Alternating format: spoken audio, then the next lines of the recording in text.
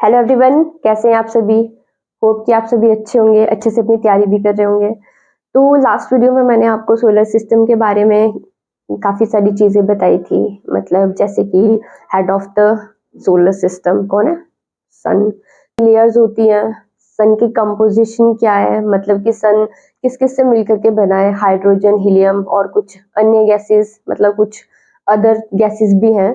तो हमने ये सारी चीज़ें देख ली थी कि हमारे गैलेक्सी से सन कितना दूर है और गैलेक्सी का चक्कर, मतलब कि गैलेक्सी के चारों ओर मूव करता है तो वो कितना टाइम लगाता है। तो हमने ये सारी चीज़ें देख ली थी। अब हम आगे बढ़ते हैं, अब हम अपने सोलर सिस्टम को आगे स्टार्ट करेंगे। तो आज हम बात करेंगे कि ये चीज़ तो मैंने आपको पहले बता दी थी कि सोलर सिस्टम क्या है, कि क्या क्या आता है इसमें। तो हमने कल देखा था कि हमारा सन है, सन के अराउंड बहुत कुछ मूव करता है, जैसे प्लैनेट, सैटेलाइट और उल्कापिंड, कोमेट मतलब धूमकेतु, क्षुद्र ग्रह, एस्ट्रॉइड्स, सारा कुछ हमारे सन के अराउंड मूव करता है। तो हम उसी चीज को सौरमंडल कहते हैं, यही सब कुछ हमारे सौरमंडल में आता है ना। तो हम देखेंगे आज कि हमने कल बताया था कि सौरमंडल के में 8 प्लेनेट। अब हम आज देखेंगे कि वो 8 प्लेनेट्स कौन कौन से हैं। हमने 8 प्लेनेट्स तो बता दिया था, तो आज हम वही देखेंगे कि सन के सबसे पास में कौन सा प्लेनेट है, सबसे दूर कौन सा प्लेनेट है, वही सब हम आज डिस्कस करने वाले हैं। तो सबसे पहले मैं आपको थोड़ा बहुत बता दूं प्लेनेट्स के बारे में, ठीक है। प्लेनेट्स, तो ये चीज तो आप भी मानते हो कि ऐसे तो हम सोचते नहीं होंगे ना कि कोई भी प्लेनेट बन गया, कुछ भी हमने किसी को भी बोल दिया, जैसे कि कुछ भी है हमने बोल दिया कि ये प्लेनेट है, ये प्लेनेट है। नहीं, ऐसा नहीं है। क्यों ऐसा नहीं है? क्योंकि प्लेनेट की कुछ अपने कुछ चीजें हैं, कुछ फीचर्स हैं। हम कह सकते हैं कि कुछ प्लैनेट्स की कुछ डेफिनेशन है, जो इसको फॉलो करेगा वही प्लैनेट कहलाएगा। ऐसे ही हम किसी को भी प्लैनेट नहीं कह देंगे। तो हम देखेंगे कि प्लैनेट्स कहते किसको हैं। एक प्लैनेट होता है, वो किसे कहते हैं, ठीक है। तो सबसे पहले प्लैनेट की डेफिनेशन करेंगे हम। एक तो आपको याद रखना है कि प्लैनेट जो होते हैं वो हमारे सन, यानी कि head of the solar system, वो हेड के चारों ओर मूव करेगा। किसके ओर? सन के अराउंड मूव करेगा, के चारों तरफ, सन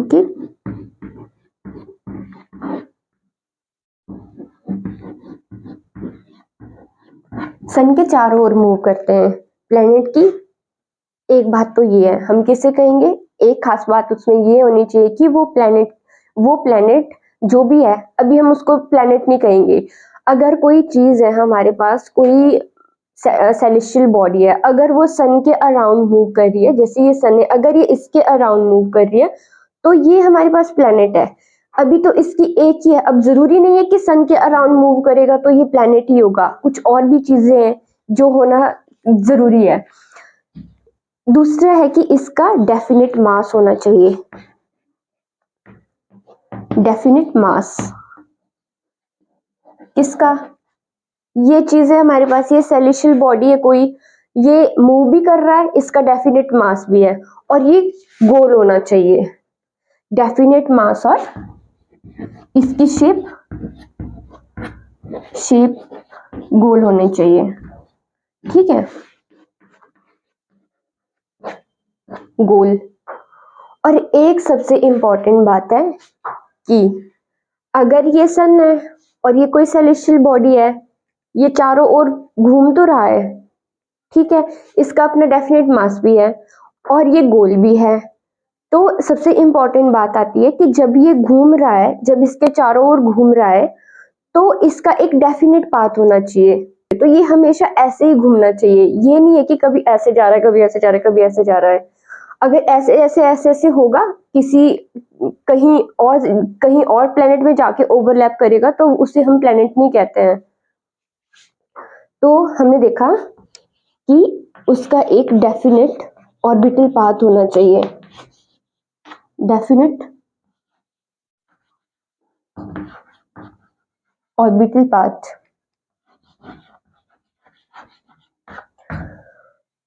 अगर किसी के पास ये तीनों चीजें हैं, सन के चारों ओर भी मूव कर रहा है, डेफिनेट मास भी है, शेप भी गोल है, ठीक है, और डेफिनेट ऑर्बिटल पाथ भी है, तो हम उस चीज को कह सकते हैं कि उस सेलेस्टियल बॉडी को हम कह सकते हैं कि ये प्लेनेट है। तो आपको पता चल चुका है कि प्लेनेट किसे कहते हैं। अब हम देखेंगे कि प्लैनेट्स कितने हैं और कौन सा प्लेनेट कहाँ है, सबकी हम पोजीशन देखेंगे। ठीक है, सबसे पहले हम देखेंगे कि प्लैनेट्स कितने हैं। तो ये चीज तो मैंने आपको कल भी बताई थी कि टोटल नंबर ऑफ प्लैनेट्स कितने हैं, ये है 8।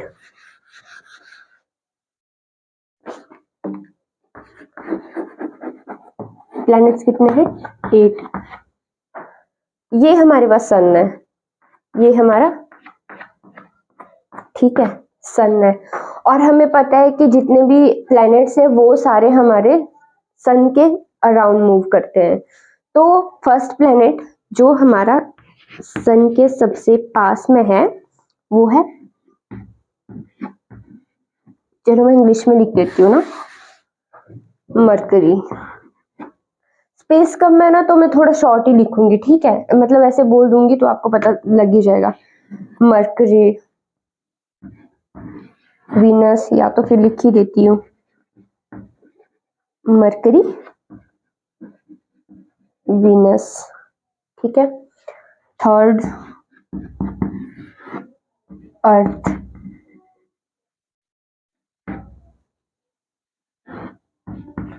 Mars,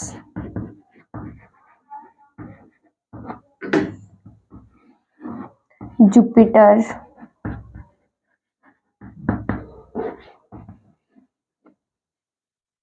Saturn, Uranus, Neptune.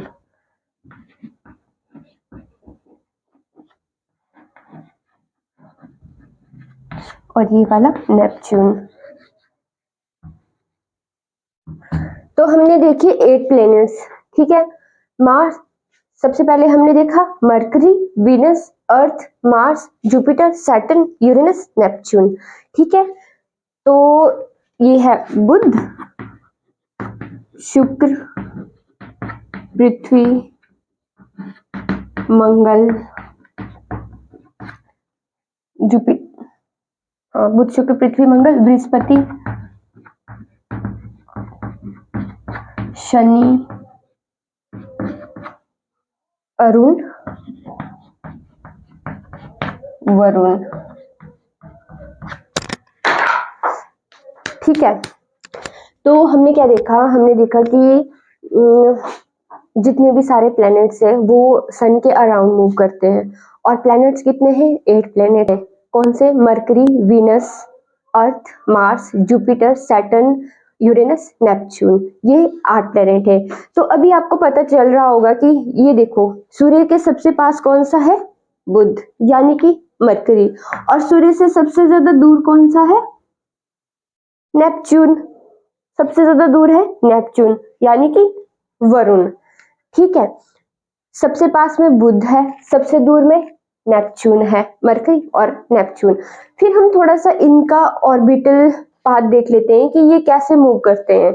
तो आपको बस याद इतना रखना है, जितने भी सारे प्लैनेट्स हैं इन दोनों को छोड़ करके, वीनस और यूरेनस, सारे एंटी क्लॉकवाइज जाते हैं।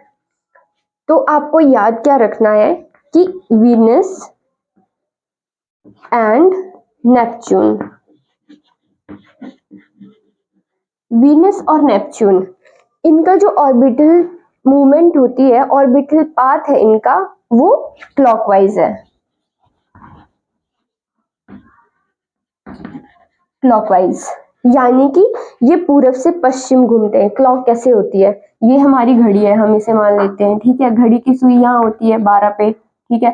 तो घड़ी कैसे सुई चलती है? ऐसे चलती है ना, 12, 1, 2, 3, 4, 5, 6, 7, है ना, ऐसे चलती है। तो इसका मतलब है ये पूरब से पश्चिम घूमते हैं। तो ये यहाँ से घूमना स्टार्ट करते हैं, ये ऐसे घूमते हैं।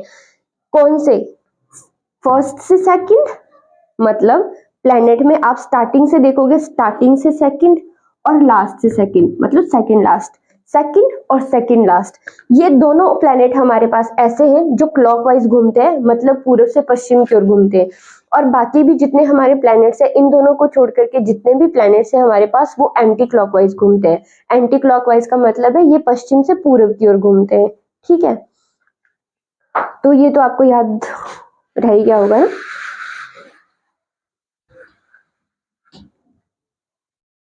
ठीक है, तो अभी हम थोड़ा सा देख लेते हैं कि मैं आपको ऐसे थोड़ा सा बेसिक बता दूं, क्योंकि हम फिर नेक्स्ट क्लास में देखेंगे कि एक एक करके एक प्लेनेट को डिस्कस करेंगे कि मरकरी, वीनस, अर्थ, है ना, उसको लास्ट में देखेंगे।